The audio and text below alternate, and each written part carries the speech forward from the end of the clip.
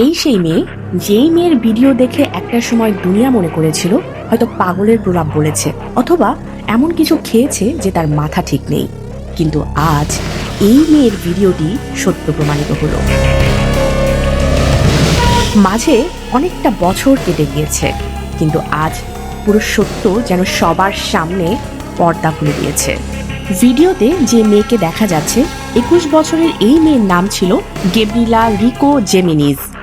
এই মেয়ে 2009 সালে মেক্সিকোর রাস্তায় খালি পায়ে দাঁড়িয়ে চিৎকার করে করে বলছিল, ওরা সবাই বাচ্চাদের মাংস খাচ্ছে, ওরা সবাই বাচ্চাদের মাংস খাচ্ছে। কিন্তু কেউ তার কথা বিশ্বাস করেনি।